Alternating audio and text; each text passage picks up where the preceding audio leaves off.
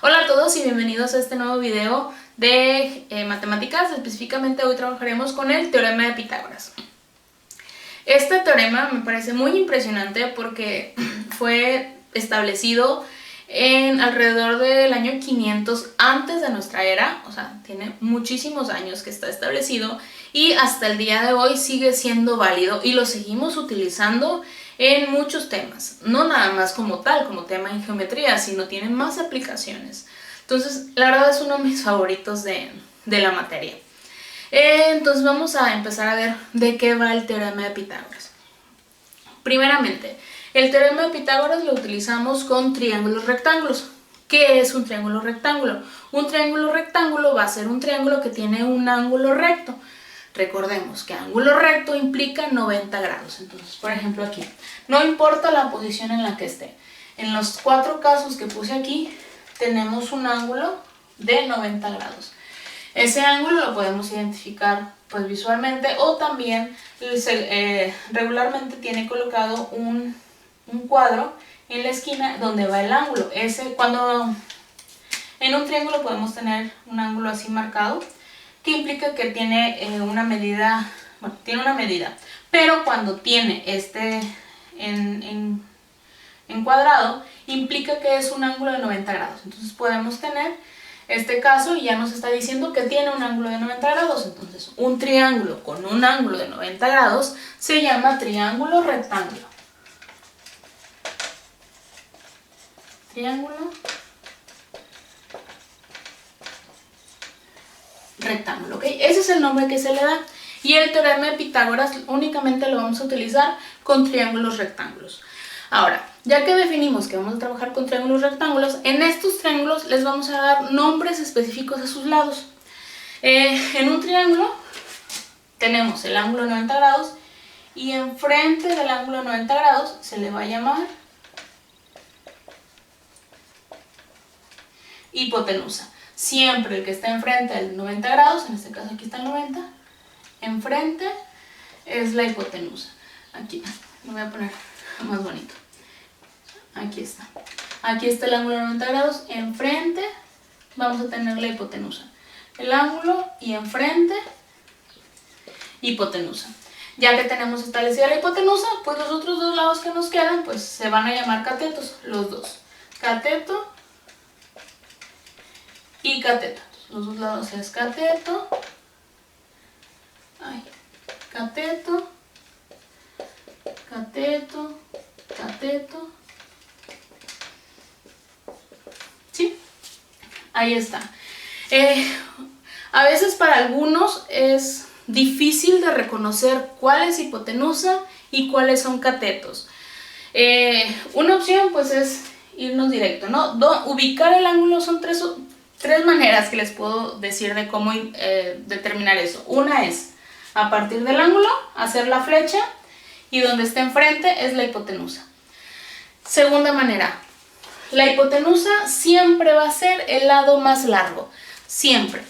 Si se dan cuenta, en algunos es visible, por ejemplo aquí, sí es visible que este es el más largo. En este también se ve que es más largo.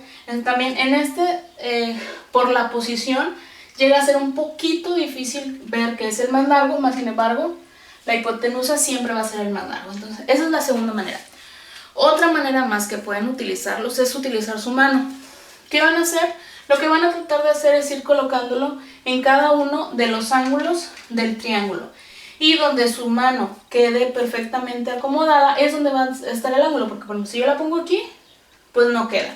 Pero si yo la pongo así, sí queda. Quiere decir que donde va mi mano van a ser los catetos y la otra la hipotenusa. Si yo la coloco aquí, catetos e hipotenusa. Entonces, eso es otra manera en la cual pues ustedes pueden utilizar su mano para identificar cuál va a ser el cateto y la hipotenusa. Porque es súper importante identificar el nombre de cada lado. Porque a partir de eso ya nos vamos a ir al siguiente punto, que ya es saber qué es el teorema de Pitágoras y cómo lo vamos a utilizar. Pero si no identificamos bien los nombres, sí se nos va a dificultar. Entonces, chequen bien cómo identificar cuándo es hipotenusa y cuándo tenemos catetos. Ok, y ahora veamos. ¿Qué es este teorema de Pitágoras tan famoso que tiene tantos siglos en uso?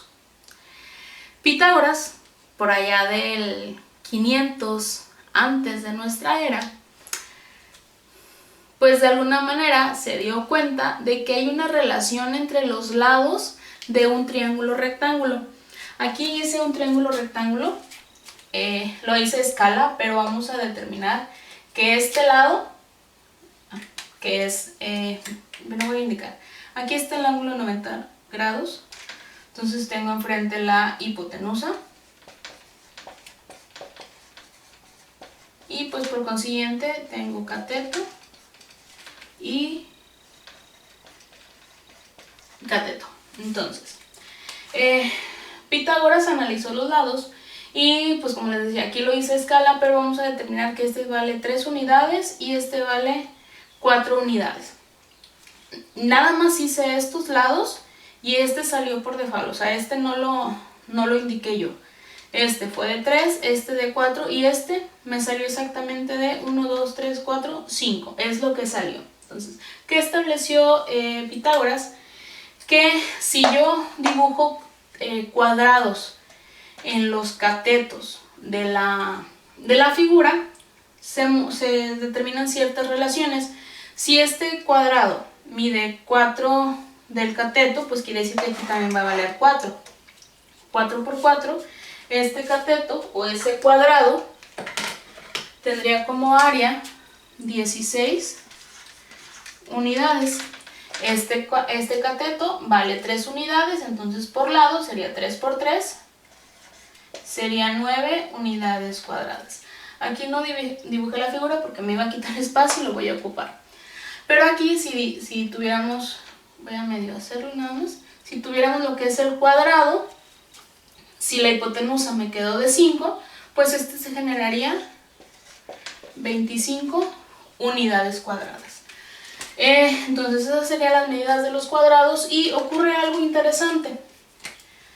Si a 9 le sumo 16, o 16 le sumo 9, me da 25. Me da exactamente esta medida. O si a 25 le quito 16, pues me da 9. O si a 25 le quito 9, me da 16. Y esta relación no solo la hizo con un solo triángulo, o sea, no por un solo triángulo ya establecieron que era el teorema de Pitágoras. Esto le llevó cierto tiempo y el análisis de más figuras, pero llegó el punto en el que se dio cuenta que esta relación siempre se mantenía, siempre y cuando el triángulo fuera un triángulo rectángulo. Entonces, después de la investigación que hizo, del análisis, de revisar en varias figuras, estableció este famoso teorema que dice así: en todo triángulo rectángulo, el cuadrado construido sobre la hipotenusa, ¿se ve aquí?, es igual a la suma de los cuadrados construidos sobre los catetos. Y el teorema quedó establecido. Regularmente para la hipotenusa ocupamos la letra C y para los catetos A y B, indistintamente donde pongamos A y B. Entonces el teorema quedó establecido, o es muy común verlo así: C cuadrada, A cuadrada, más B cuadrada, que es lo que dice. El cuadrado de la hipotenusa es igual a la suma de los cuadrados de los catetos. ¿Okay? Ese sería el teorema de Pitágoras.